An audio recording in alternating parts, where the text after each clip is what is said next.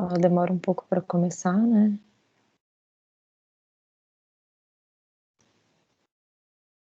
Começou a gravação. Então, nesse módulo que eu vou conduzir, esse último módulo que eu vou conduzir com vocês, a gente vai falar dos processos de iconoclastia que são mais ligados à política. E eu tenho estudado iconoclastia há algum tempo já, só para vocês entenderem um pouquinho a minha história com esse assunto. Eu sempre estudei arte religiosa, tanto no Brasil quanto na Península Ibérica, a partir de uma perspectiva da imagem polêmica, né, de uma norma teórica que obrigava supostamente as imagens a seguirem algum padrão e como as imagens respondiam a essas normas ou não respondiam a essas normas, né? Então, apesar de eu não ter estudado ao longo desse processo de mestrado e doutorado a iconoclastia em si, eu estudei essas imagens que estavam, como imagens polêmicas, estavam sempre à beira da iconoclastia, né?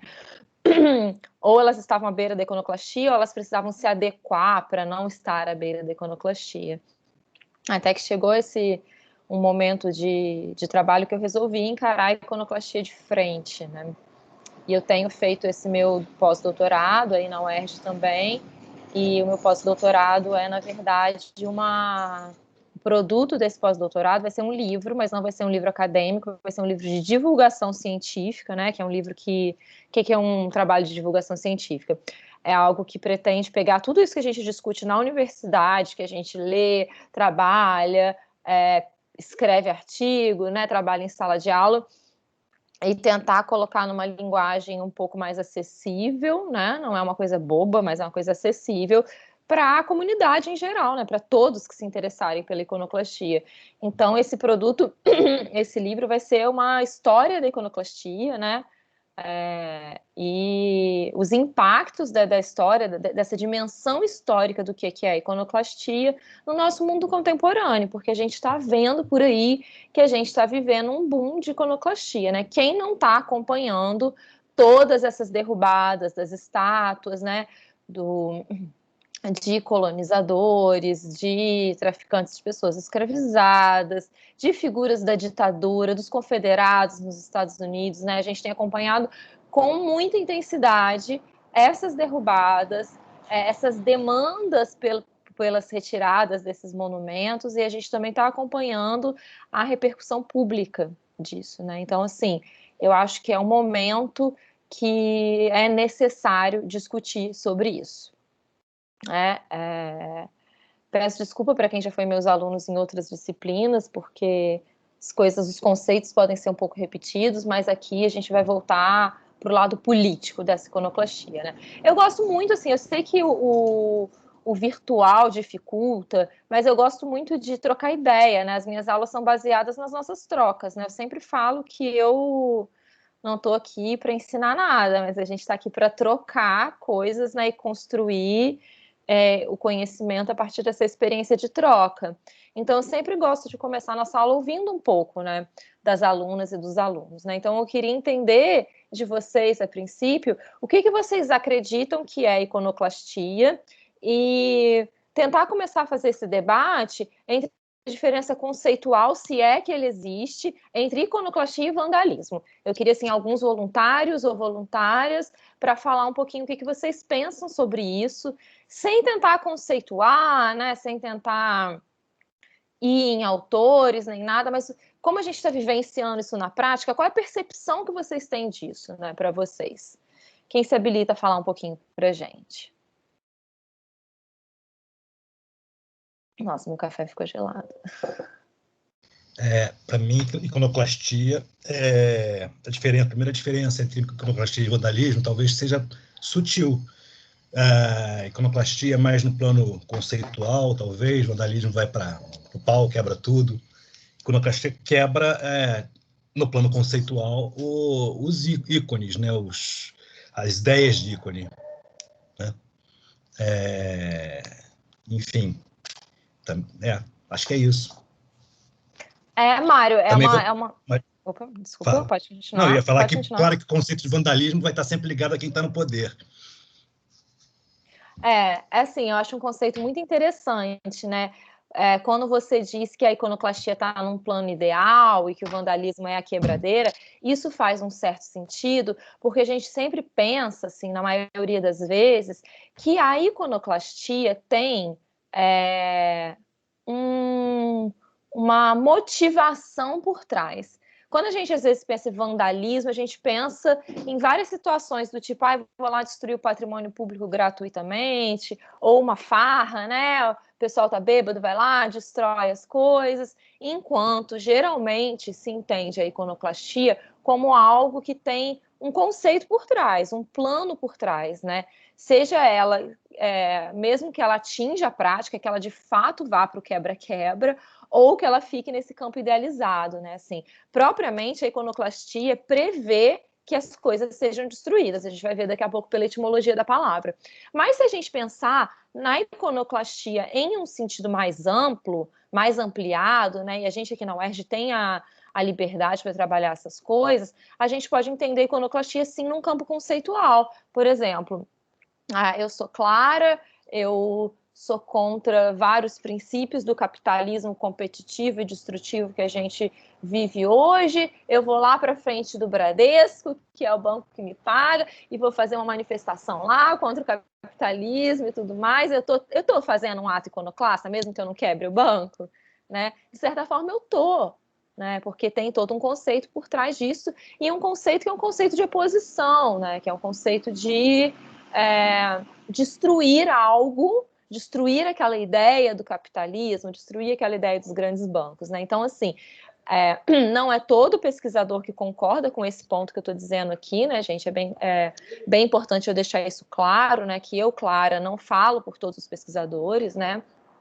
Mas eu acredito nisso, eu acredito que aqui na UERJ a gente tem essa possibilidade de trabalhar isso nesse sentido mais ampliado, né?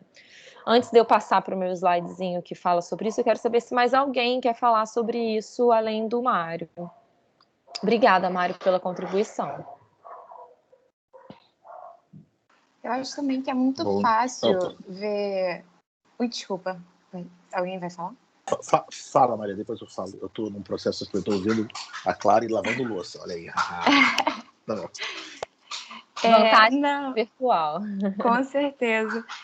Eu acho que às vezes é muito fácil assim, colocar o vandalismo como apenas ódio, sabe? Como ódio gratuito. Até porque a gente vê muito ódio gratuito na internet, nas redes sociais, no dia a dia. Então, acaba sendo mais fácil pensar que aquilo ali não tem propósito algum do que, de fato, procurar saber se aquilo tem um propósito ou se tem um conceito, enfim. Né? Então, eu acho que vem das redes sociais e dessa jorrada de informação, de ódio gratuito que a gente recebe o dia inteiro. Maria Luísa, eu acho que você levantou um ponto muito importante, né? Porque, assim, vamos partir do pressuposto que iconoclastia seja isso e o vandalismo seja aquilo, porque existem alguns pesquisadores que definem assim, né? Olha só, a iconoclastia tem uma ideologia por trás, o vandalismo é destruição gratuita. Vamos partir desse pressuposto. Quem é uma coisa interessante que a sua fala faz a gente pensar? Quem que decide quem que é vândalo e quem que é iconoclasta? Não é mesmo? Né? Para alguns, esse tipo de coisa que está acontecendo, da derrubada das estátuas, é mera iconoclastia, destruição do patrimônio, é coisa de quem não tem o que fazer. Outras pessoas entendem isso como movimentos iconoclastas de resistência a um racismo estrutural, de resistência ao ideário da colonização que a gente vive até hoje, né? Ou seja, né, se é que existe essa diferença entre vandalismo e iconoclastia, quem que decide? Quem que julga? Como é que a gente entende isso? Não é? Eu acho que o que você disse faz muito sentido nesse caminho, né? Outra coisa, né? Vocês já repararam, outra coisa também que a gente vai falar sobre classe social, né? Quem que é o vândalo e quem que é o iconoclasta? Geralmente o extrato social que as pessoas estão ajuda bem a definir também, né? Diante dessa sociedade hegemônica, quem é o vândalo, quem é o iconoclasta, né? Sempre o menininho que está lá escrevendo alguma coisa na estátua é o vândalo, né? Mas o intelectual que vai lá falar, quebrar o banco, né, é o iconoclasta. Por quê? Calma aí, né? O que está acontecendo? Então, aqui nessa disciplina, a gente está partindo do princípio que existe essa definição, essa diferenciação teórica entre iconoclastia e vandalismo, mas que entre essa definição existe uma série de camadas que a gente precisa discutir, né? E justamente o que a gente vai focar nessa disciplina é a iconoclastia, a destruição motivada por ideologias que pode servir como ferramenta de resistência, né? Algo que a gente vai falar muito ao longo das nossas aulas é que a iconoclastia ela não é uma filosofia em si. Ela não é ela não é uma coisa íntegra por ela mesma, né? Ela não é um conceito, quer dizer, um conceito ela é, né? Ela não é algo como política, né? A iconoclastia não é algo como política. A iconoclastia não é... Ela é uma ferramenta. Ela é uma ferramenta que atende a políticas diferentes, a religiosidades diferentes, a ideologias diferentes. Às vezes, essa é uma mesma ferramenta que pode atingir ideologias extremamente opostas, como a gente vai ver ao longo das nossas aulas. Tinha alguém para falar? A pessoa que estava lavando louça, e Jordana levantou a mão também. Quem quer falar primeiro? Jordana, pode começar. Seu mic não está ligado. A gente não te ouve.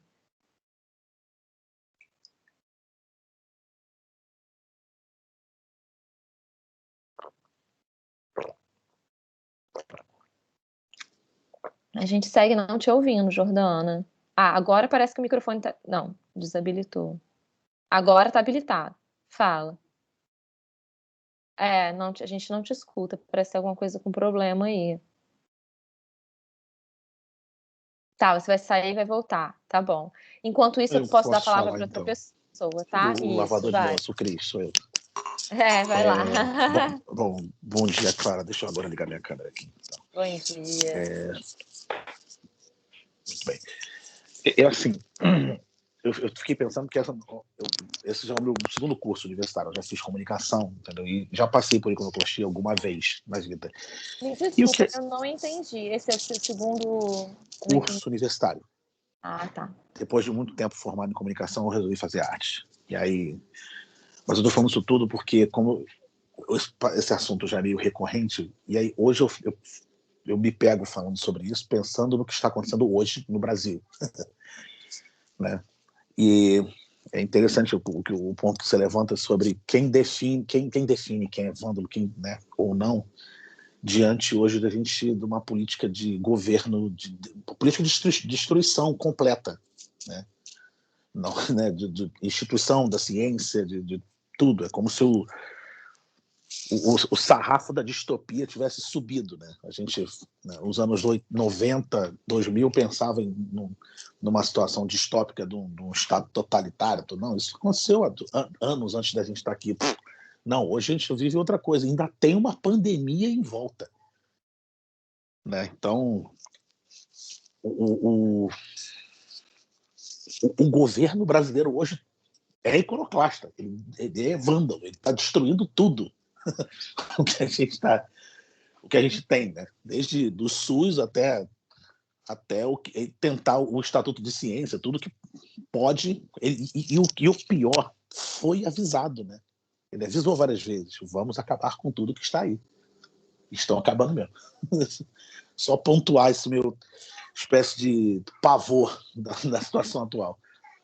Sim, eu acho que todos aqui concordamos com essa fala, né, que a gente vive sob o domínio de um governo autoritário, absurdo, genocida, e que é um governo de políticas iconoclastas, né, mas que usa a iconoclastia como ferramenta para uma destruição que não é construtiva, né, que uma coisa que a gente vai ver também, um dos princípios do meu livro, que eu espero que todos leiam depois, é que a iconoclastia ela tem dois lados, ela pode ajudar a destruir, mas ela pode ajudar a construir outras coisas também, né. Como eu disse, ela é ferramenta, independente se ela é uma ferramenta que, entre aspas, para o bem ou para o mal, né? Assim, usando esse conceito bem maniqueísta. A gente vê que, de fato, o nosso governo usa estratégias iconoclastas para destruir tudo que a gente, como democracia em crescimento, demorou muitos anos para construir, né? A gente sabe que o Brasil, a história do Brasil marca uma democracia muito recente, muito instável, a gente passou por longos períodos de ditaduras, né? Seja era Vargas, seja ditadura militar. Quando a nossa democracia começa a ser construída, ela é uma democracia frágil, né? A gente tem direitos trabalhistas frágeis, tudo isso, e aí a gente vive um governo que de fato é iconoclasta, que está colocando tudo que foi construído a duras penas nessa construção de democracia, ele tem colocado isso abaixo, né? Então, sim, de fato, a gente pode encarar esse nosso governo como um governo de políticas iconoclastas, que usa as ferramentas iconoclastas da pior maneira, né? Tá. Eu ia dar um exemplo pessoal, que eu sou servidor da Funarte, claro. Né? Sou servidor da Funarte desde 2006. E tem uma coisa que, pelo menos na Funarte é mais intenso que nas outras instituições ligadas ao antigo Ministério da Cultura, que é isso, nenhum ministério existe mais, né? Agora é só uma secretaria, que é a troca dos cargos de confiança, troca da chefia constante, que é uma prática sistemática iconoclasta de uma instituição. Não tem como, porque toda vez você trocando a chefia, os quadros que entram decidem o que acham que tem que fazer sobre a instituição. E aí você leva um tempo nomeando todo mundo de novo. Né? A melhor forma de você, não digo nem destruir, mas pelo menos paralisar uma instituição, é você fazer isso sistematicamente. Que é isso, nós estamos em 2021, não completamos nem 3 anos, a Funarte já teve 6 presidentes. Entendeu? É sutil, mas para a instituição, entendeu? Completamente. Só a título de exemplo, assim, como é que, na prática, isso a Funarte é uma instituição, assim, em termos de orçamento, né, pequena, mas, enfim. Políticas de iconoclastia, né? Gente, então obrigada pelas falas, por todos e todas que contribuíram. Eu vou passar para esse momento mais expositivo da aula agora, no qual eu vou falar um pouquinho, mas a gente pode parar em determinados momentos para a gente discutir. Alguém perguntou se eu já lancei o livro. Não, infelizmente não, gente, eu ainda estou escrevendo.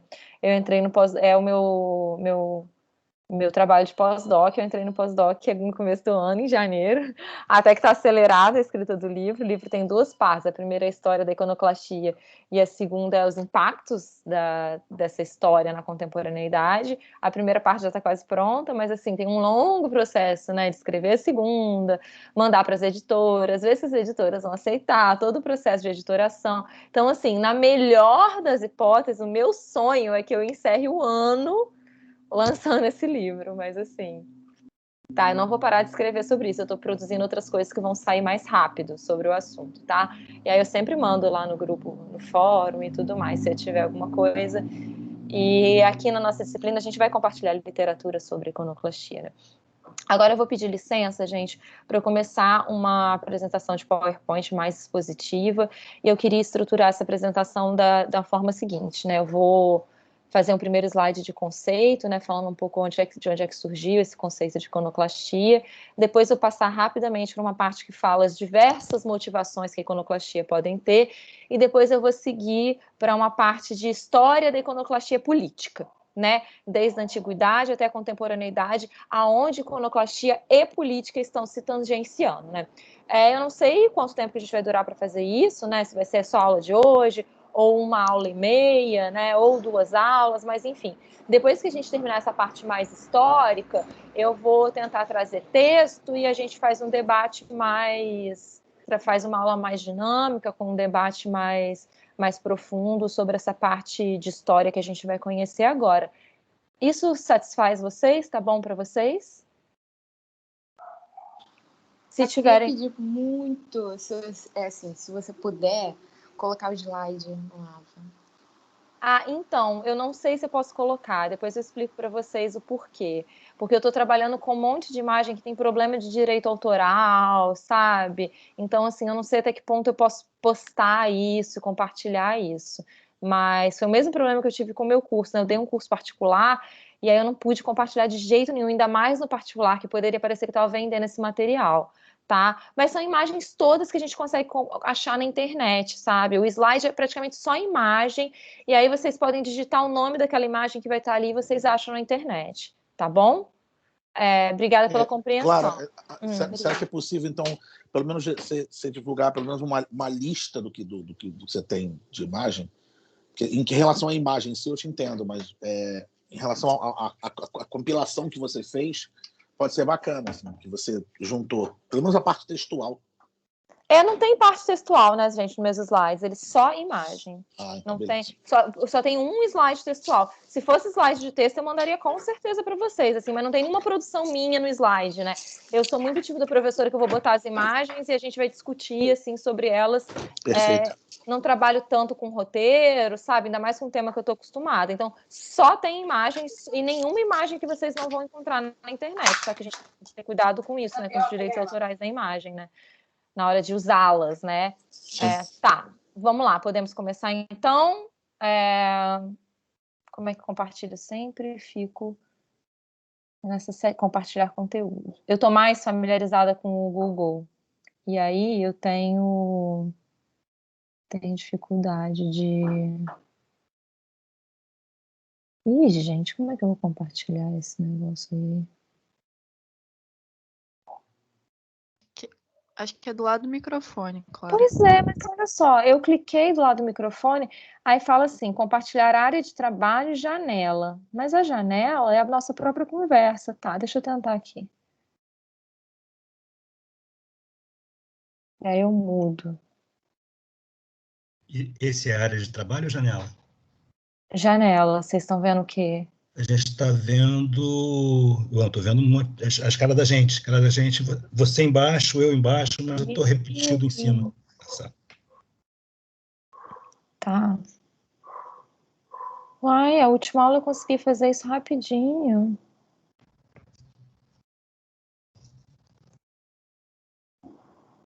Tá, vou compartilhar a área de trabalho.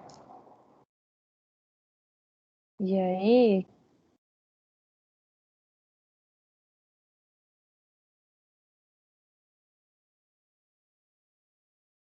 Tá aí. Eu não vi muita diferença não, mas tá aí. A gente tá vendo. Estão vendo o quê? O síntese e um texto, né? Isso é uma página do Wikipédia. Eu tô lendo sobre Jung, gente. Tá, e agora? Agora vocês veem a etimologia e apresentação. significado. Eba, é isso aí. Vamos lá, então. Obrigado. Consegui.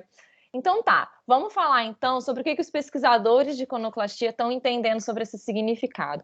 O que é a etimologia, né, a construção da palavra iconoclastia? Ela vem de duas palavras gregas. Icon, que significa imagem ou ícone, e kleisten, que significa quebrar. Ícone, gente, é uma palavra sem fim que pode significar algumas coisas, né?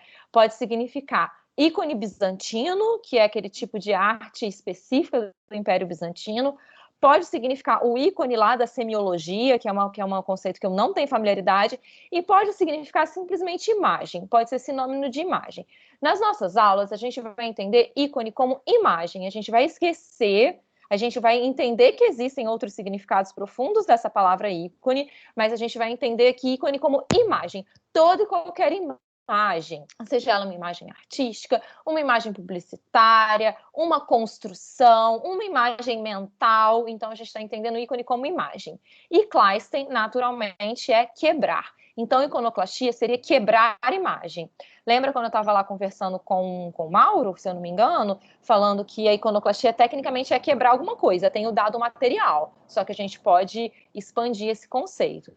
Na etimologia, então, a gente prevê esse dado da destruição material, né? E em que contexto surgiu essa palavra iconoclastia? Ela surgiu na Idade Média, nesse contexto do Império Bizantino. A gente sabe que a Idade Média ali, a Europa era dividida em duas partes, né? Entre a parte oriental, que a gente tinha o Império Bizantino, e na parte ocidental, que a gente tinha o que ficou depois que acabou o Império Romano, né? Então, essa palavra iconoclastia surge nesse lado oriental, nesse lado bizantino. E ela se opõe a duas outras palavras, que são iconodulia e iconolatria. A iconodulia é venerar uma imagem, honrar uma imagem, né, gente? A imagem de devoção, é ser devoto àquela imagem, que era uma coisa que era completamente aceitável nessa religião cristã bizantina. Já a iconolatria não era aceitável, era adorar a imagem, né? quando, na verdade, quem se deve adorar é só o protótipo, é Deus, é Cristo, né? Então, assim, a palavra iconoclastia nasce para se impor aquelas outras, né? No Império Bizantino começou um excesso de iconolatria, de adoração, no qual, para amenizar esse processo, houve um grande processo de iconoclastia também, né? A princípio religiosa, mas daqui a pouco a gente vai entender aonde isso esbarra numa política também, né? Então, assim, essa palavra iconoclastia nasceu nessa Idade Média, no Império Bizantino. Isso quer dizer que não existia iconoclastia antes? Claro que não, né? Daqui a pouco a gente vai ver que a iconoclastia existe muito antes disso. Mas foi nesse momento que se deu esse nome, que se nomeou, né? As coisas existem no mundo, desde que o mundo é mundo, mas em algum determinado momento a gente nomeia e conceitua essas coisas. Então foi isso que aconteceu na Idade Média. Como a gente discutiu bastante, geralmente esse conceito de iconoclastia vem junto com o conceito de vandalismo, que já é uma palavra latina, né? Que vem do latim vândalos mais o ismo, né?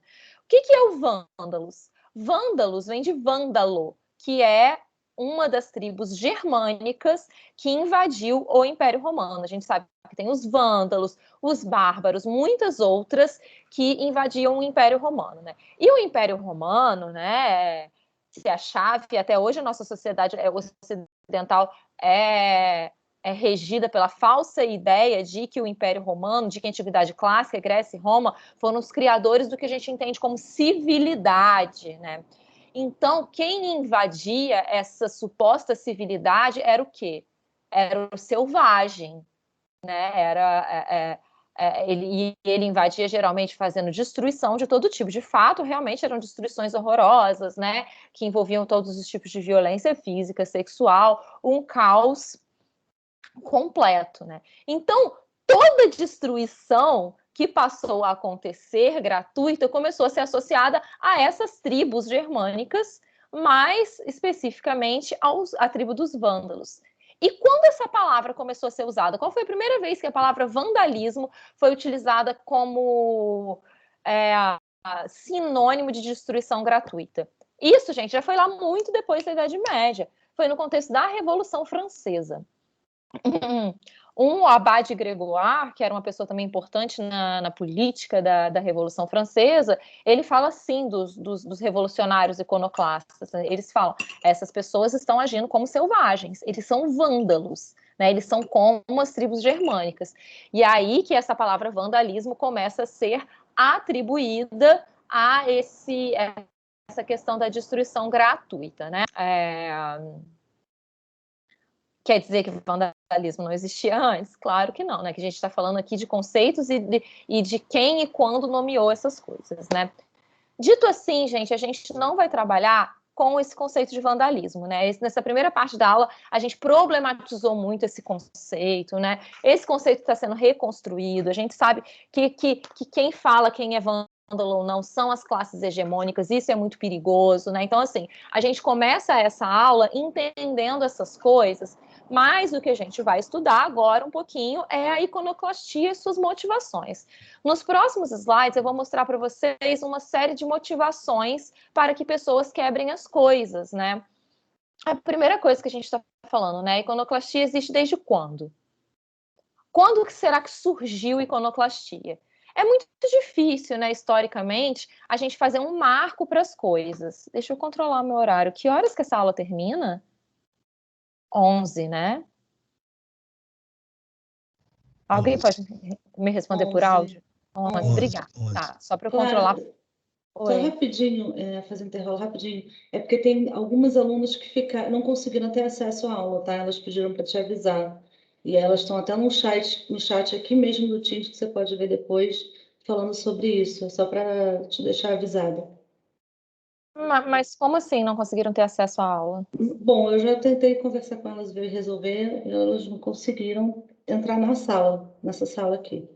Pois é, né? Eu não entendo o que pode ser essa parte de tecnologia, eu não entendo. Eu sei, assim, eu montei o link pelo Meet, todo mundo que tem Meet, desculpa, pelo Teams, todo mundo que tem o e-mail institucional da UERJ Sim. pode entrar na sala.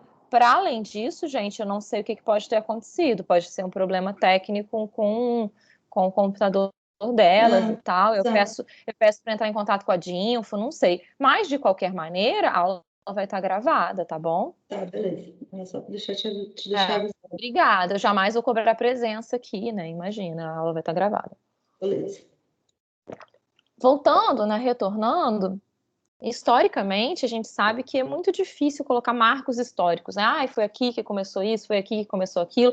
E, na verdade, esses marcos históricos nem importam tanto, né? Mas eu quero falar um pouquinho disso, assim, só para mostrar que a iconoclastia é muito mais antiga do que a gente imagina. Porque o que a gente tem escutado muito nessas destruições recentes, né? Ah, isso é coisa da era da internet. Só estão quebrando estátua porque está todo mundo aqui se organizando na internet para fazer isso, né? E isso não é a realidade. A iconoclastia existe há muito tempo. De acordo com um autor que se chama David Friedberg, daqui a pouco me lembrem de escrever no chat o nome dele, os textos dele estão todos na internet, menos o livro mais famoso dele, né? Mas artigos soltos você acha na própria página dele. Me lembrem de dar essa referência, posso botar no Alva também. Esse autor, chamado David Friedberg, ele acredita que existe iconoclastia desde que existe imagem, né? Ele trabalha com uma teoria psicológica da iconoclastia. Ele acredita que a imagem tem um poder sobre a nossa psique, né? E a gente usa esse poder que a imagem tem na nossa mente de diversas formas, né? A imagem pode nos emocionar, né? Pode nos excitar sexualmente, pode nos deixar triste. E aí a gente tem reações diante dessa imagem. A gente pode adorar uma imagem, como a gente pode destruir uma imagem. A gente destrói uma imagem somente porque ela provoca algum efeito psicológico em nós. Então, essa teoria psicológica da imagem, faz o Friedberg acreditar que desde que existe imagem, existe iconoclastia. Então, ele faz algumas suposições sobre o Paleolítico, que são suposições, porque a gente não tem ferramentas para comprovar essas coisas do Paleolítico, né? A gente tem pouca informação sobre o sistema cultural das pessoas que viviam no Paleolítico, então a gente não pode afirmar com certeza o caráter dessas coisas. Mas uma coisa que era muito comum no Paleolítico era a superposição de imagens quando a gente vê aqui.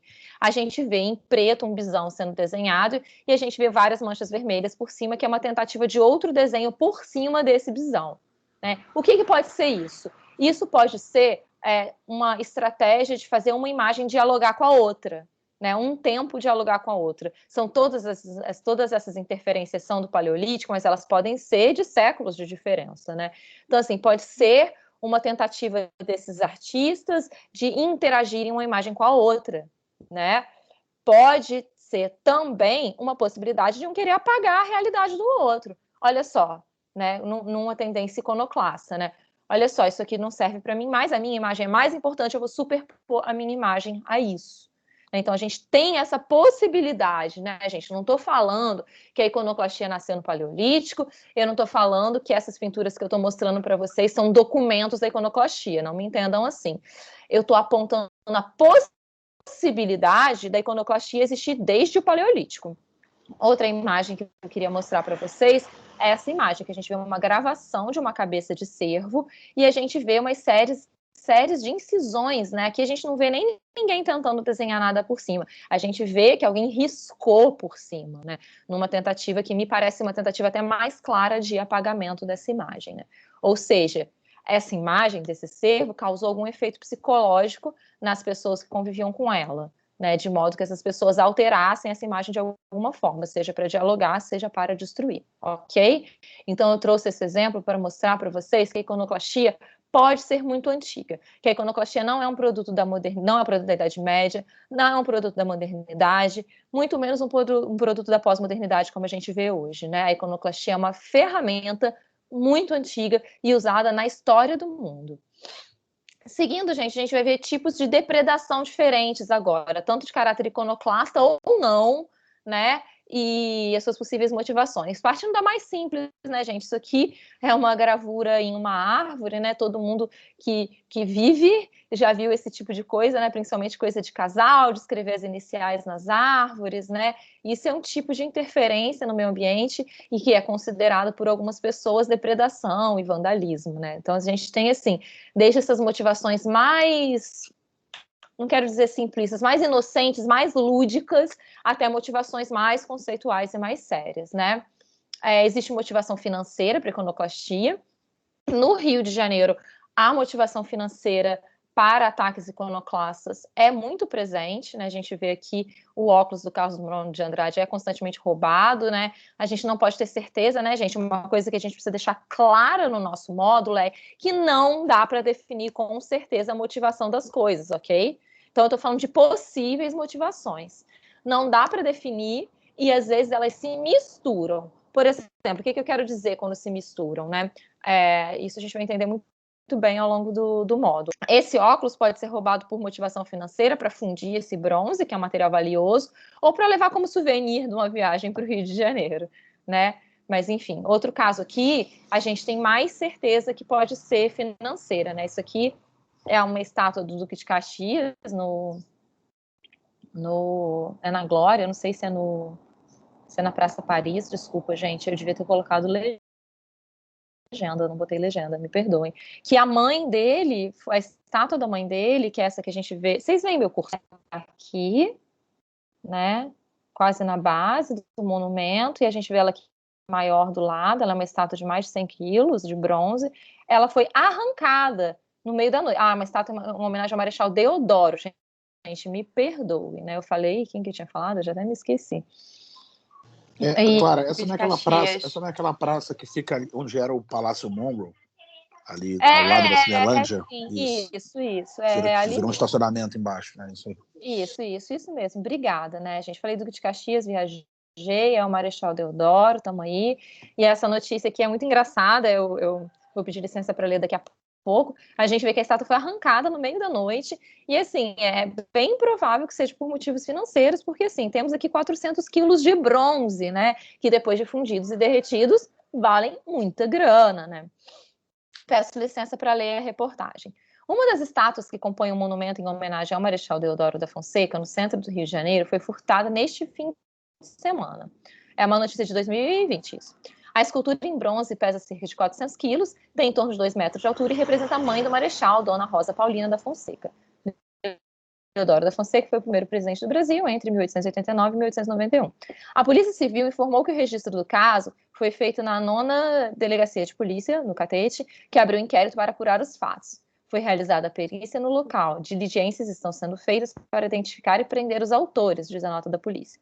Segundo a Gerência de Monumentos de Chafarizes, vinculada à Subsecretaria Municipal de Conservação, no caso de vandalismo, o uso das palavras, ou furto de grandes peças, como a mãe do Marechal, é necessário fazer um vandamento orçamentário depois de uma licitação para que seja confeccionada nova escultura e feita a reposição.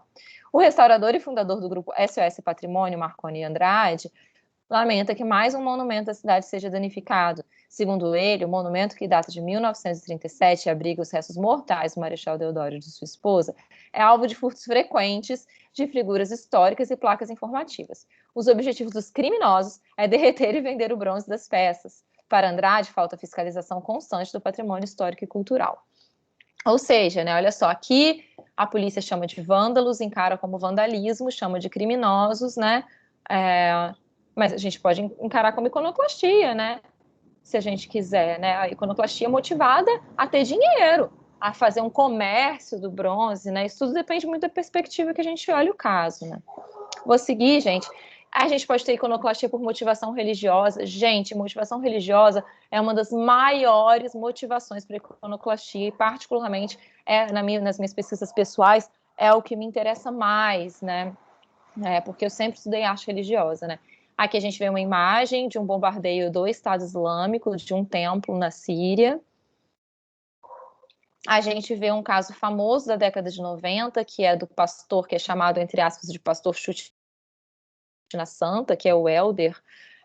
Na época ele era um pastor da Igreja Universal, e em um programa aberto na TV pública, ele destrói essa imagem de Nossa Senhora Aparecida, né, por motivos religiosos, né, porque não vamos entrar em detalhes aqui, porque nosso módulo não é sobre iconoclastia religiosa, mas existe desde que o cristianismo existe, na verdade, desde antes do cristianismo, né, desde o do Velho Testamento, das primeiras religiões abraâmicas, existe um princípio que chama aniconismo, né, que é da proibição de se fazer imagens. E os protestantes acreditam nesse princípio do aniconismo, e essas religiões neopentecostais herdaram isso e utilizam isso de uma maneira muito violenta para fazer ataques iconoclásticos, tantos quanto santos católicos, tanto quanto terreiros de Umbanda e Candomblé. Então, assim, existem motivações religiosas para a iconoclastia, né?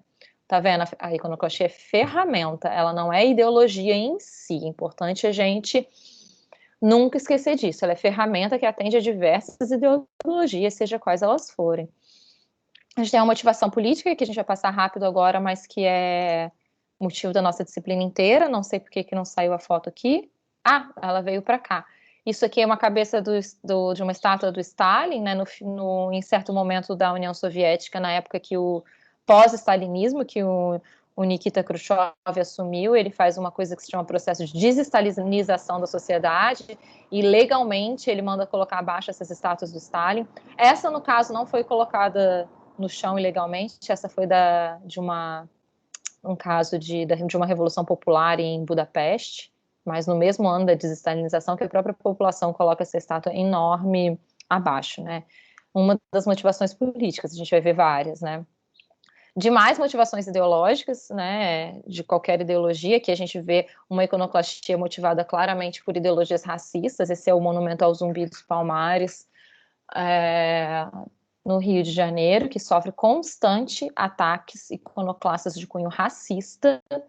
E, por outro lado, a gente vê uma iconoclastia sendo realizada antirracismo, né? Esse caso que todo mundo sabe, da derrubada da estátua de Bristol no contexto das manifestações do Black Lives Matter, né? Que aconteceram muito intensamente depois da morte do George Floyd. Essa estátua de Bristol foi para o Rio a partir de uma ideologia antirracista. Ou seja, a gente vê aqui, ó, uma iconoclastia de ideologia racista é uma iconoclastia de ideologia não racista, né? Marcando isso que eu digo que é muito importante. A iconoclastia não é ideologia em si, ela é ferramenta ideológica, né? Ela é ferramenta que pode ser usada pelas mais diversas ideologias. A gente tem também, para fora do campo da iconoclastia, a gente às vezes pode interpretar como iconoclastia, como vandalismo, não importa muito aqui, mas existem destruições que são não intencionais, né? É um caso mais engraçado de todos, recentes, né, para a gente descontrair um pouco essa aula. É sensacional, né, para a gente descontrair um pouco a nossa aula, que é sobre um assunto tão sério, que é do famoso Cristo de Borja, né, do Et Homo, de uma pequena igreja em Borja, na Espanha, que a Dona Cecília, uma fiel da igreja, com a maior boa vontade do mundo, foi tentar restaurar o Cristo de Borja e causou esse estrago, né, gente? E aí, para a gente sair um pouquinho do maniqueísmo, o que é bom e o que é mal, eu vou fazer até uma provocação sobre o Cristo de Borja, né? Foi um escândalo, né, gente? Assim, foi um escândalo. Todo mundo, Dona Cecília destruiu o negócio. Mas sabe o que acontece? Por outro lado, né? Somos historiadores da arte, ou artistas, né? Aqui. Então, é óbvio que o patrimônio material nos é importante. É o nosso objeto de estudo. Né? É óbvio que a materialidade daquele objeto nos é importante e que a gente deve preservá-los, né? Isso é óbvio, né? Eu espero que, assim, que isso esteja claro, que vocês entendam que eu não estou aqui defendendo a destruição de todas as coisas, né? Eu estou tentando olhar como espectadora neutra e entender esses processos de iconoclastia, assim. Não cabe a nós agora, neste momento, ficar fazendo juízo de valor ou não. Mas, assim, só nesse caso da Dona Cecília, dá os dois lados, né? Por um lado, a gente teve essa destruição material, que é muito triste, né, para quem é historiador da arte, para quem é restaurador, conservador. Por outro lado, o que acontece depois da destruição do Cristo de Borja? Borja é uma cidade muito pequena na Espanha, assim, não está no mapa do turismo espanhol, era uma igreja muito pequena. Depois que Dona Cecília fez a restauração, Borja foi para o mapa. Todo mundo queria visitar o Et Homo da Dona Cecília. Todo mundo. Então, isso alavancou o turismo da cidade de uma maneira super expressiva, que ninguém esperava. A igreja começou a cobrar ingresso para ver, né, o Cristo de Borja, segundo o clérigo, não sei que categoria de clérigo é, não sei se é padre, bispo, não sei. Ele disse que todo esse dinheiro, aí a gente acredita se a gente quiser, enfim, ele disse que todo esse dinheiro arrecadado nos ingressos para ver o Cristo de Borja foi destinado para obras de caridade, né?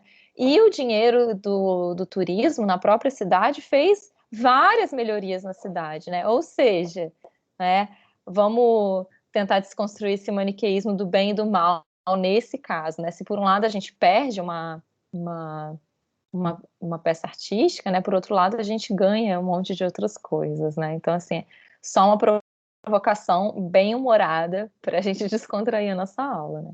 Então, a gente tem uma série de danos não intencionais. Nossa, 2020 também foi um ano de danos não intencionais nas coisas, assim. Cada dia era uma peça, um turista que sentava no pé da estátua e quebrava, né? Um restaurador que fazia uma cagada, enfim.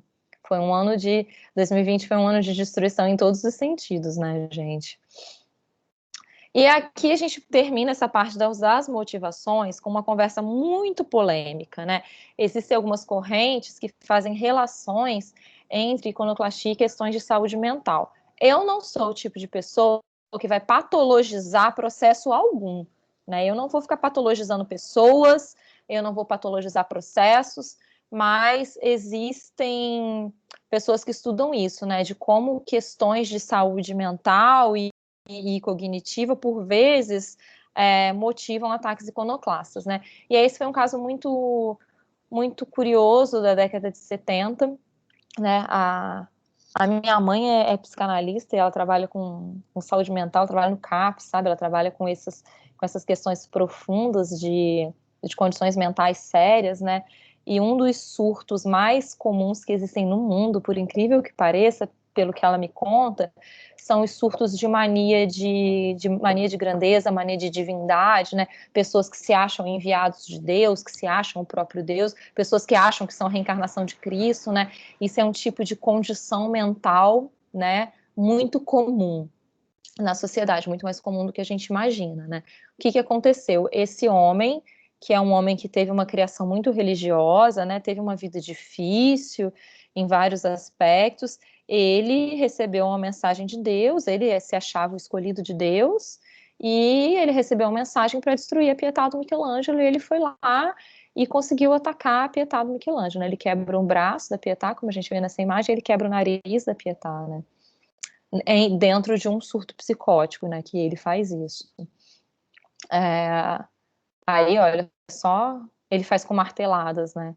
Após isso, a Pietà é restaurada e se coloca um vidro na frente da Pietà, né? Eu não sei se vocês já foram na Itália, muitas esculturas das igrejas italianas não têm proteção nenhuma diante delas, né? Por exemplo, o Grande Êxtase de Santa Sofia, do Bernini, ele fica numa igreja relativamente pequena, né? Não é absurdamente frequentada, assim, não é como se fosse a Capela Sistina que está apinhada de gente toda hora, e ela não tem proteção nenhuma, né? E não tem ninguém ali para vigiar, né? Se você estica o braço, você consegue tocar na escultura, né? Até a década de 70, a Pietà, em plena Basílica de São Pedro, que é uma igreja, que é o templo mais importante, né, para o catolicismo, ela ficava desprotegida dessa maneira. E aí, depois desse ataque, foi colocado um vidro, né, à prova de bala, para proteger a Pietà. Mas, enfim, isso nem vem muito ao caso, eu só estava querendo mostrar, por fim, esse tipo polêmico, né, de que algumas pessoas acreditam que determinadas condições mentais podem ser também motivações para ataques iconoclastas, né. E assim, gente, a gente faz um certo inventário do que pode causar iconoclastia, do que pode motivar a iconoclastia. E aí a gente vai entrar nesse outro momento da aula aí para a gente falar um pouquinho daquilo que eu disse, né, dessa perspectiva histórica de como política e iconoclastia caminham juntas historicamente, né. Antes disso, eu acho que, se for necessário, a gente pode fazer uma pausa para falar, né, para quem quiser falar alguma coisa. E aí me digam se vocês querem comentar sobre alguma coisa que eu falei aqui.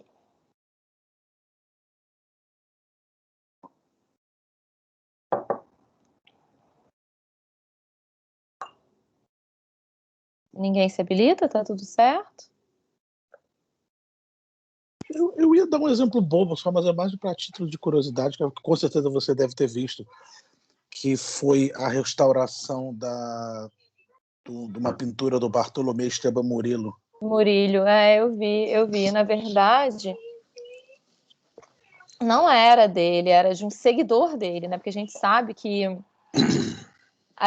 esses pintores trabalhavam em grandes oficinas, né? Que eles tinham aprendizes e tudo mais, e pessoas que copiavam o estilo, né? Então essa pintura era do ateliê do Murillo, né? Não era propriamente dele. O que não diminui naturalmente a importância da pintura, né? Óbvio.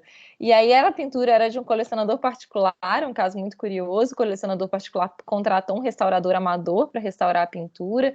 Ele fez um péssimo serviço. O colecionador ficou desesperado, passou aquela pintura para outro restaurador, e outro restaurador piorou ainda o serviço, né? Então foi um caso assim muito curioso, que também veio forte na mídia no passado, né?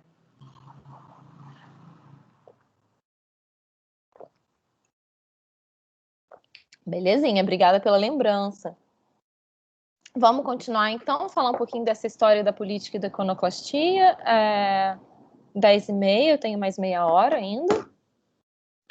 Eu vou tentar, né, fazer isso começar nos 20 minutinhos, para a gente ter uns 10 minutos de troca de ideia no final, e não vou terminar isso hoje, a gente segue assim para a aula que vem, tá bom?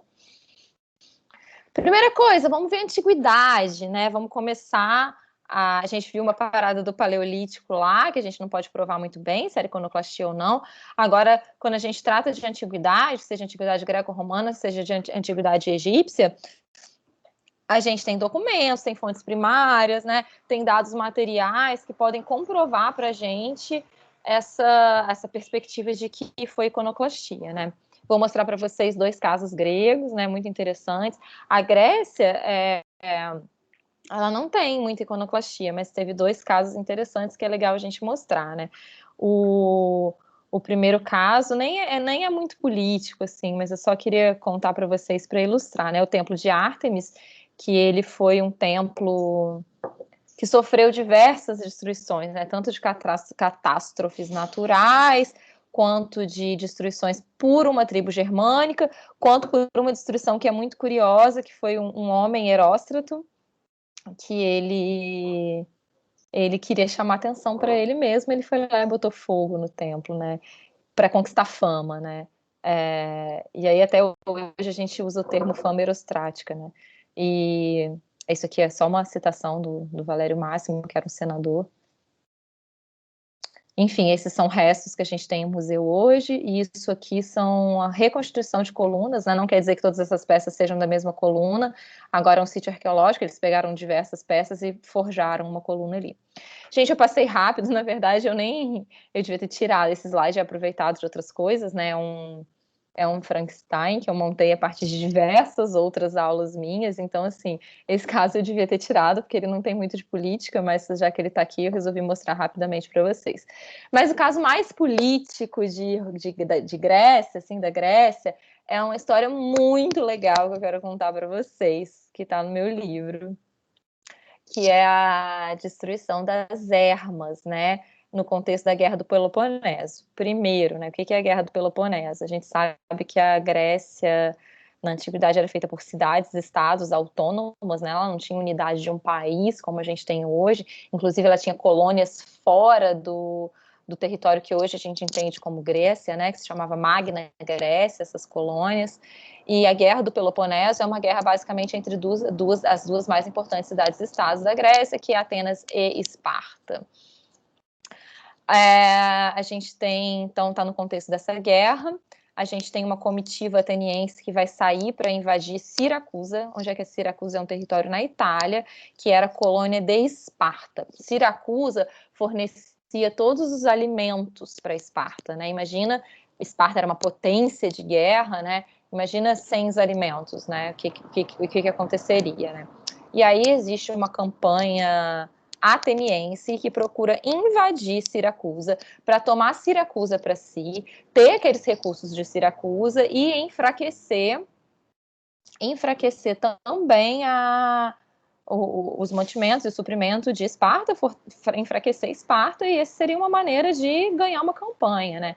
Quem comandava essa campanha era o Alcebíades. Gente, Alcebíades é uma figura histórica muito famosa, porque supostamente ele seria o amante do Sócrates, né? Ou do Platão, não sei, mas enfim, Alcebíades é uma figura muito importante, um general militar muito importante.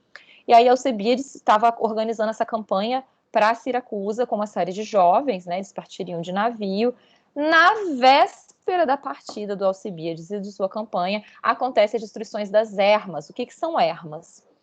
Hoje em dia, a erma tem todo um outro significado, tá, gente? Mas originalmente, ermas eram estátuas dos deus Hermes, já envelhecido, né? Que eram assim compostas dessa base retangular com a cabeça do Hermes e com um falo. Era uma escultura sagrada que protegia dos males, e ela estava assim, ela ficava geralmente nas entradas das ruas, nas entradas dos templos, nas entradas de casas e palácios de pessoas importantes daquela democracia ateniense, né?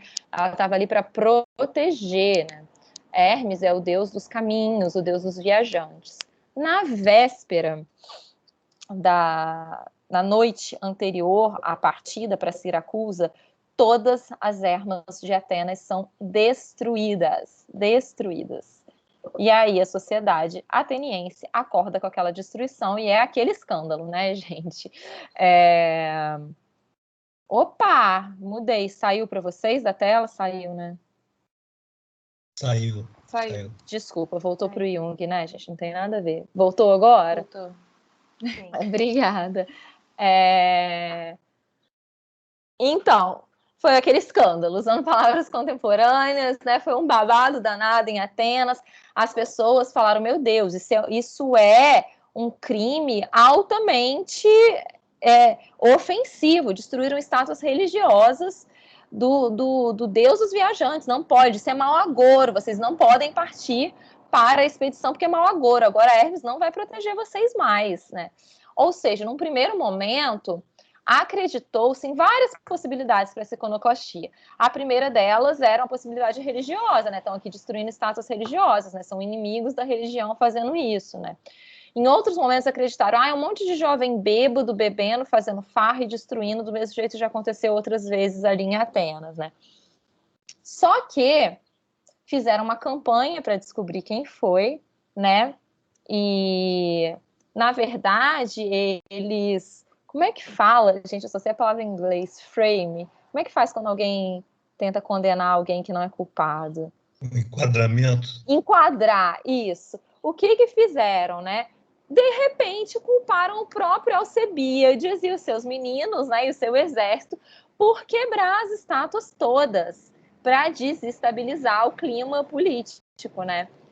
E aí os historiadores pensam que é o seguinte, olha só, eu acho que não foi Alcebíades nada que quebrou isso, acho que foram os inimigos políticos de Alcebíades que quebraram isso, porque eles estavam jogos de poder político, né, gente? Alcebíades tinha um poder militar e político grande, né?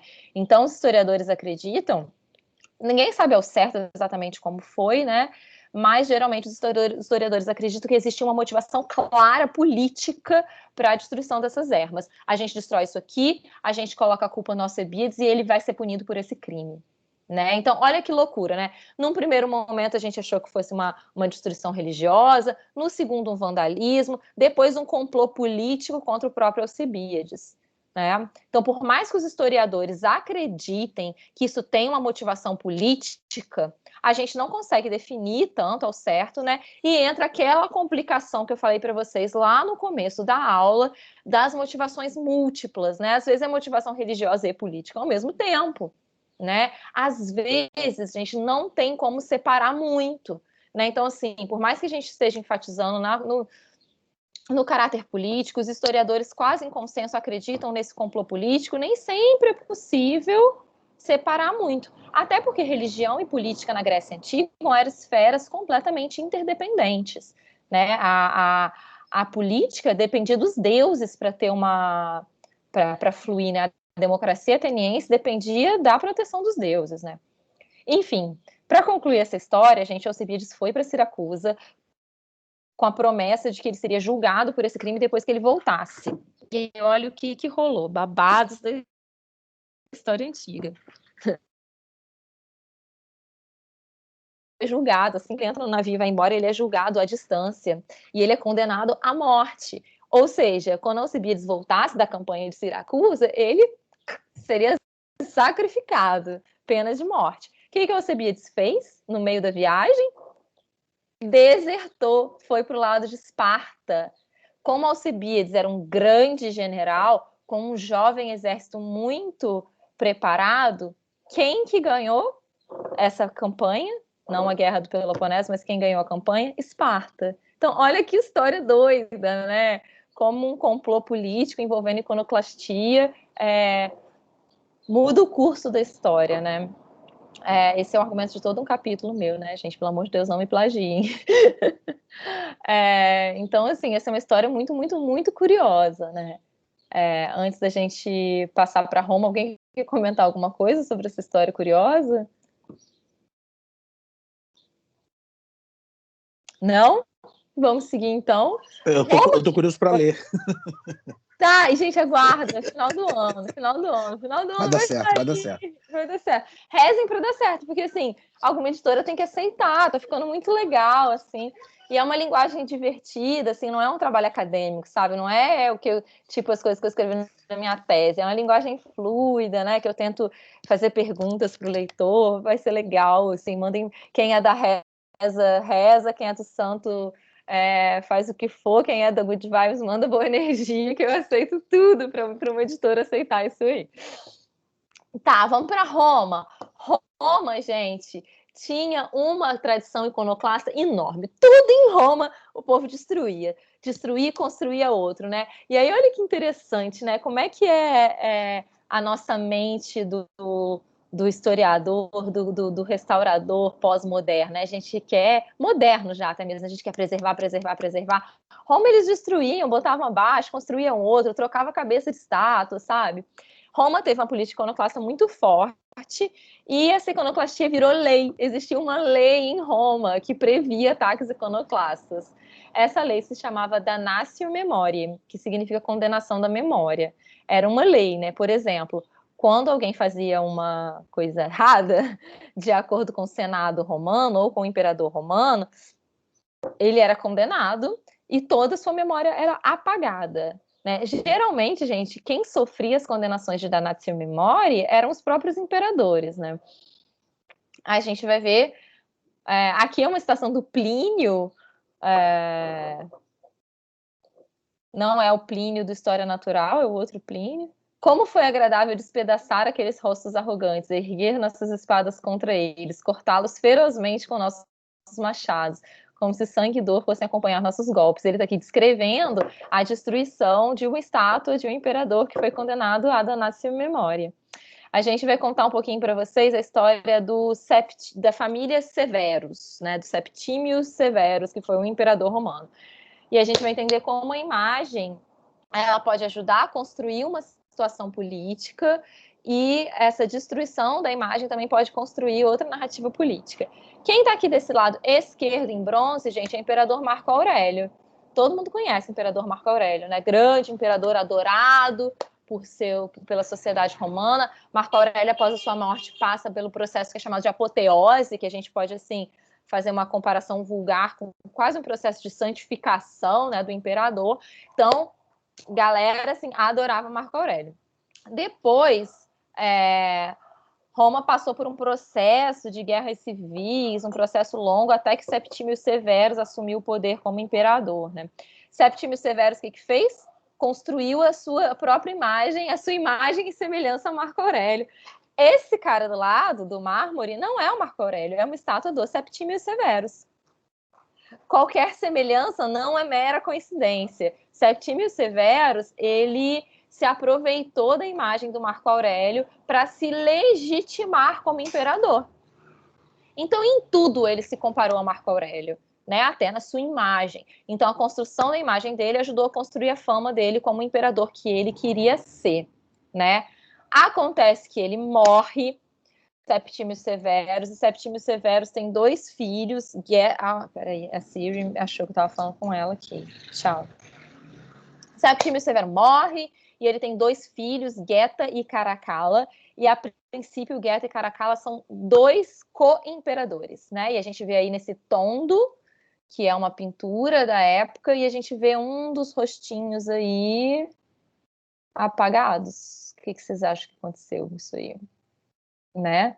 O Caracalla, gente, era um maluco. Peraí, eu preciso confirmar se é o Geta ou o Caracalla mesmo que era o doido da história. Olha eu patologizando, né? Ele era um homem, um desses filhos, que eu vou confirmar para vocês aqui qual que é. Eu acho que é o Caracalla. Desculpa, gente, são muitos nomes.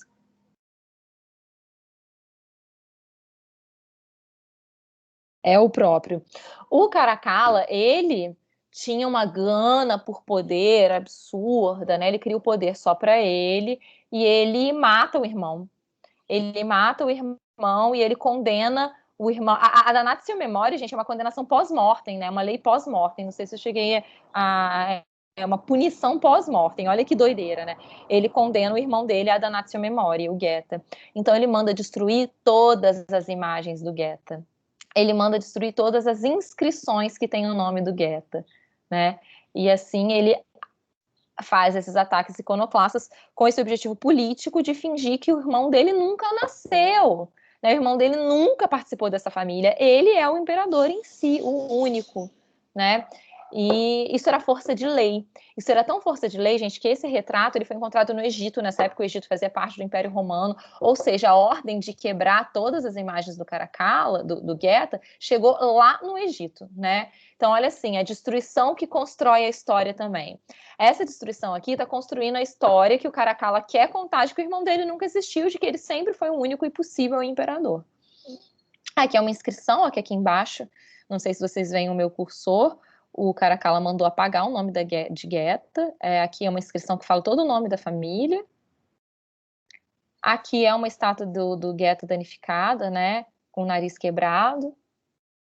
E aí vocês vão fazer a pergunta de sempre. Ah, mas não me falaram que quebrava porque era sensível, né? E aí que quebrava com o tempo, porque é a parte do corpo que é mais exposta ali, né? Que quebrou naturalmente. Também. Mas as pessoas que acreditam piamente nisso excluem completamente a possibilidade da iconoclastia, né? Moedas, gente, apagaram a cara dele da moeda. Olha que doideira, né?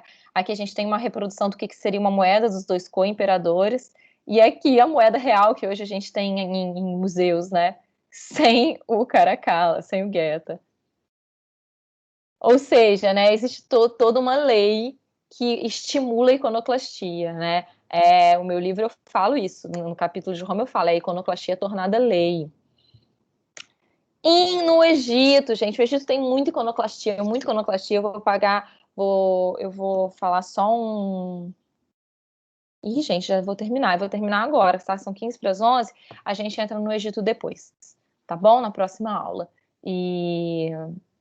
Tá. E aí eu vou parar porque eu quero conversar um pouco com vocês antes da gente encerrar essa aula. Vou entrar aqui, parar de compartilhar. Parou? Parou. Beleza, gente. Então, assim, quero ouvir um pouquinho de vocês para a gente fazer esse encerramentozinho da nossa aula e continuar a semana que vem. Vamos lá? O que vocês querem falar? Essa lei damnatio memoriae é o primeiro manifesto de cancelamento na história? Talvez seja, né? Cancelamento. Gente, tem muito texto de blog, assim, que hoje em dia muita gente está comentando em blog, em revista, né? Sobre esses apagamentos da memória, né? E todo mundo usa falando da damnatio memoriae, né? Eu quando falo da Revolução Russa, no meu livro eu falo que eles fazem uma damnatio memoriae moderna, né? A gente vai chegar lá, vocês vão ver.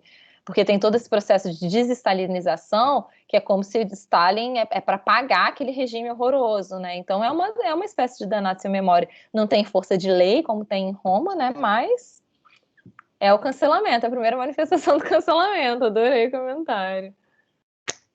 Vai lá, gente, mas quem? Então, Clara, Quem tá falando? João. Oi, João. É mais uma curiosidade mesmo. Enquanto um irmão estava fazendo a imagem do outro sumir, onde é que estava esse outro irmão? Tipo, estava morto já? Mortinho. Ele matou primeiro o irmão. E eu acho, entendi. eu não me lembro em detalhes, eu acho que foi uma morte assim daquelas traidoras. Eu acho que ele ia atacar o irmão pelas costas ou mandou matar pelas costas, assim, sabe? O negócio foi violento. Ele matou o irmão, ele exilou a mulher e a sogra e a mãe, não. Ele exilou a mulher e a mãe e também fez processo de damnatio memoriae com a esposa e com a mãe, porque ele tinha perseguição. Gente, desculpa. É carro de som passando, é caminhão passando, atrapalha muito. Ele tinha mania de perseguição, ele achava que a mulher e a mãe iam trair ele, e aí ele exilou, ele não quis matar elas, né? O irmão eu matei, né? Mas as mulheres eu não vou matar, eu vou exilar elas no fim do mundo, não lembro exatamente aonde ele exilou elas, mas foi numa ilha, não sei se foi na Sicília, aonde foi, e ele também apagou o nome, imagem delas, de tudo. Doideira.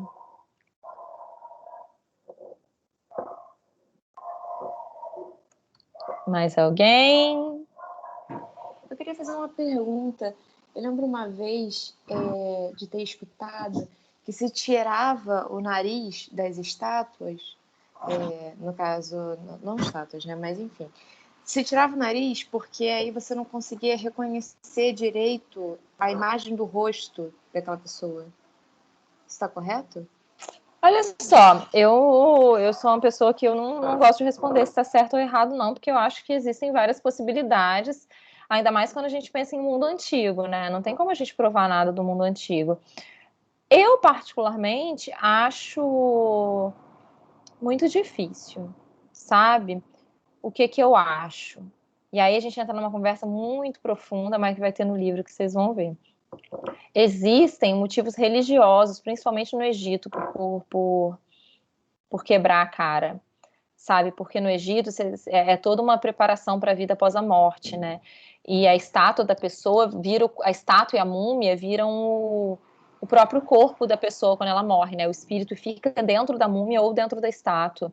E se a estátua está com o nariz quebrado, ela não respira, né? Se a estátua está com a boca quebrada, ela não come a oferenda, entende? Então, assim, eu acho que o buraco é muito mais embaixo, sabe? E tem esse motivo político, né? Eu vou quebrar essa cara aqui, porque o nariz é fácil de quebrar, né? Por exemplo, no caso do Caracalla, que eu imagino na minha santa ignorância aqui, que não estava lá, né? É difícil quebrar uma estátua de mármore, gente. Eu vou martelar aonde deu para martelar aqui, realmente o nariz é fácil. E outra coisa, também existe isso, né? Realmente o nariz, o braço, essas extremidades, elas são mais sensíveis, então elas quebram mesmo com o tempo. Então essa possibilidade que todo mundo fala de que quebra com o tempo não é inverídica, não, é verdade, né? A gente está falando aqui de estátuas milenares, gente, né? Que por mais que sejam materiais resistentes, o tempo o tempo transforma, né, gente? O tempo é iconoclasta, né? Ele transforma as imagens também. Esse foi ótimo seu comentário. Tem comentário aqui no chat, deixa eu ver.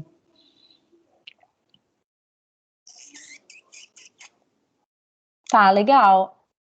Vamos encerrar então, gente? Eu queria falar umas palavrinhas antes de encerrar. Oi, alguém mais quer falar? Na verdade, eu queria só tirar uma dúvida, porque... Com quem eu falo? Porque eu não vejo todo mundo. Não, então, eu já estou começando a estruturar... É o João ainda. Oi, João. Eu já estou começando a estruturar o meu trabalho e eu estou estruturando em cima dessas derrubadas que teve esse movimento de derrubada de esculturas de pessoas que estavam enaltecendo imagens de pessoas que tiveram um histórico racista e tudo mais. E aí, eu estava com essa temática na cabeça desde quando mandaram esse... Acho que até foi você que mandou por e-mail e tal, e aí quando eu li isso me interessei bastante e vi como oportunidade. E aí eu pesquisando... Deixa eu só te interromper um minuto. Você é meu aluno mesmo, João? Sim, sim. Na minha turma? Ai, que bom, que bom. Mas então... Eu tô com medo de corrigir muito o trabalho das outras e não corrigir trabalho que tem a ver com o meu tema. Desculpa, pode continuar. Mas então, eu fiz pensando na temática da Sheila, sabe? Porque questão política e tudo mais, mas eu acho que vai casar até muito mais com o seu, e por coincidência, a gente são da mesma turma. Ótimo! Mas então, aí eu procurando algumas bibliografias e tudo mais, eu vi que a cruz, deixa eu confirmar o nome, suástica, ela é um símbolo que na Alemanha já é tipo totalmente abominável, sabe? Não é reproduzido, nem tudo, tipo, não existe mais. E aí quando ele é citado, é sempre excluído.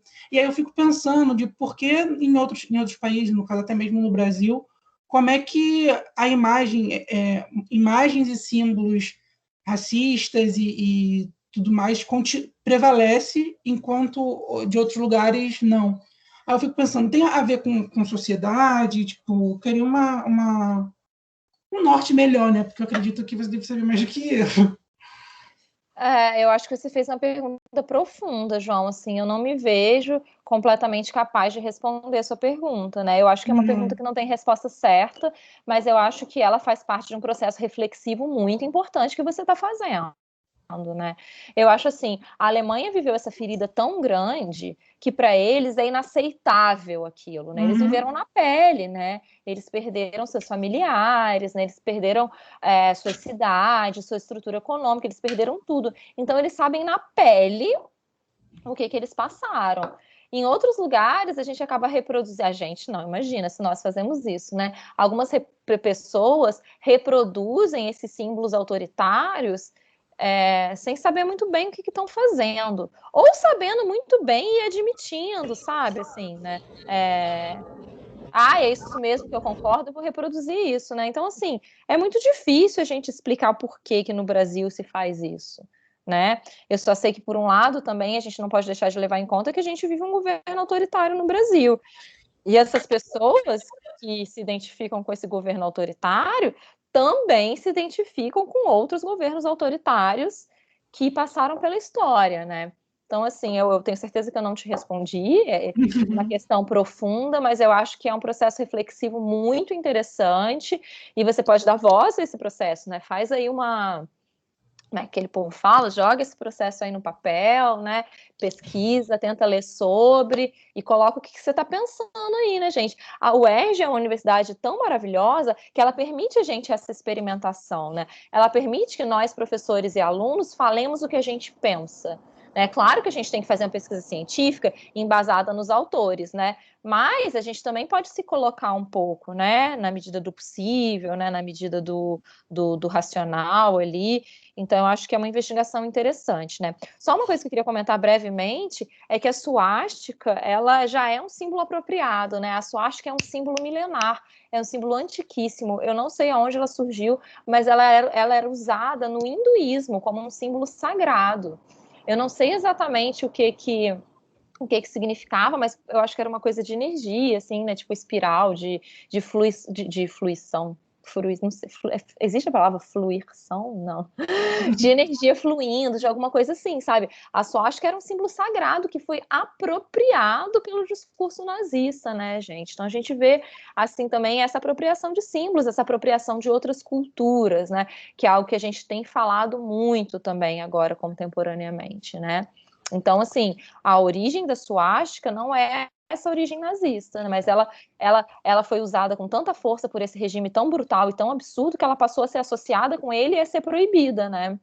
Gente, olha quem vem visitar. Vocês estão vendo? Então é isso. Mas alguém quer falar alguma coisa? Eu ia fazer só um comentário sobre a pergunta do João, que é a questão que a gente vive uma onda autoritária mundial, né? Então, para os alemães, a ferida é muito já foi mais do que refletida e passada e tudo, mas hoje tem 9 cadeiras nazistas no parlamento alemão, entendeu? Jura? Eu não Ou sabia. seja, Tô por tem gente fora. votando em nazista hoje, gente, no mundo Meu inteiro. Deus, meu Deus. Na França, a França está aberta de uma guerra civil porque os militares acham que o Islã é um problema no país. Sim, a entendeu? França eu acompanho muito, A justamente Hungria, vê pelas como é minhas que tá a origens Hungria. árabes, eu acompanho muito essa questão de como o Islã é visto, né? Então a França tá nesse autoritarismo absurdo. O que eu ia te perguntar, assim, isso é mais uma provocação, um título de curiosidade, que é nessa engraçado que tudo foi meio que casando. Em relação à Polônia, por exemplo, a questão de revisionismo histórico. Todos que, pelo menos os autores que conseguiram, de alguma forma, publicar trabalhos que levantam questões sobre o Holocausto, eles estão sendo achincalhados pelo governo, entendeu? De alguma forma. Ou seja, o governo polonês está tentando fazer com que destruir exatamente uma certa memória, né? Numa ação iconoclasta também. Exato, isso que eu ia colocar assim, o revisionismo histórico nada mais é quando feito assim, né? Que iconoclastia. Enfim, estou viajando aqui. Tá bom, obrigada. Só te fazer uma pergunta, Clara, sobre bibliografia. Eu vi os últimos e-mails, mas não sei se você já tem alguma coisa sua no como é que é o nome? Do Drive da Microsoft. Gente, a turma tem Drive? Então, a Pequeno criou um. Eu sempre esqueço o nome do tipo de banco de dados que a Microsoft usa. Que tá meio que todo mundo que tem a conta e está com acesso ao Google Meet tem acesso a SharePoint. Muito obrigado, é isso aí. Ih, gente, olha só, eu não sei mexer nisso. O que eu posso fazer para vocês, todo mundo tem acesso ao AVA, né? Sim. O que eu posso fazer, eu tenho a minha biblioteca virtual está no meu Google Drive. E o que eu posso fazer é compartilhar o link, abrir o link e compartilhar o link do que eu achar para vocês lá no Google Drive. Perfeito. Tá? Pode ser assim, porque eu nunca nem ouvi falar dessa outra plataforma. Vocês vão ter acesso à bibliografia de qualquer jeito, assim, e eu não vou indicar livro tal, já vou mandar para vocês. Mas assim, eu preciso de um tempo para fazer isso, porque eu sou lenta aqui na aula, eu sou acelerada, mas na hora de botar a coisa no Drive eu sou muito lenta, então eu preciso muito da paciência de vocês, tá bom? Uma pergunta que me fizeram por e-mail, gente, ontem eu recebi e-mail, eu me acho fofo, eu me acho legal, assim, espero que vocês me achem também, mas tem uma coisa que eu não faço, eu não vou responder e-mail fora de horário comercial, tá, gente? Eu não trabalho de noite. Então, assim, eu recebi muito e-mail ontem à noite. Não é maldade, assim, né? Eu entendo vocês, a gente fica querendo saber, querendo procurar, mas, assim, eu não vou responder e-mail que me mandar de noite, tá? Aí quem tá me perguntando qual e-mail que é melhor mandar os trabalhos já, qual e-mail que é melhor comunicar comigo, não é o e-mail que tá no AVA, é o e-mail institucional da UERJ. Tá? Eu vou abrir para vocês agora e vou passar esse e-mail para vocês agora. Eu vou falar aqui para ficar gravado em aula. Mentira, gente, eu vou botar no AVA, porque eu não consigo nem sair nem minimizar esse negócio aqui agora para procurar o e-mail para vocês. Mas é uma coisa tipo abreu.clara@ce.erg.org.br, enfim, eu vou botar no AVA para vocês essas coisas agorinha mesmo, tá bom? É isso, gente. Espero que vocês tenham gostado. Eu adorei estar aqui com vocês nessa primeira aula. Eu sei que é o fim do semestre, que está todo mundo muito cansado. Eu vou dar a bibliografia para vocês lerem se vocês quiserem. Eu vou trazer para a gente só um texto para a gente ler em aula, né? Para a gente ler e debater em aula, que é um texto do Mbembe, né? Por que quebramos status? É um texto muito legal, um texto gostoso de ler, muito poético, porque eu imagino que vocês estejam exauridos do semestre já, com muito trabalho para fazer, muita coisa para ler, mas eu também não posso passar pelo meu módulo sem trabalhar um texto, né, gente? Não posso passar um módulo só com aula expositiva, tá? Mas ainda não é para a semana que vem, eu vou deixar ele para a nossa última aula. Semana que vem a gente continua assim nessa história, nesses debates, e é isso. Vou deixar meu e-mail lá no AVA e qualquer coisa vocês entrem em contato comigo, tá bom? Muito obrigada a todos que estiveram presentes. Aos que não puderam estar presentes também, obrigado por assistirem. Podem entrar em contato comigo. Obrigado por todo mundo que contribuiu aqui para a nossa aula ser colaborativa e produtiva e interessante, tá bom? Força para vocês aí nessa pandemia. Se cuidem, porque não acabou. Um beijo no coração de todos.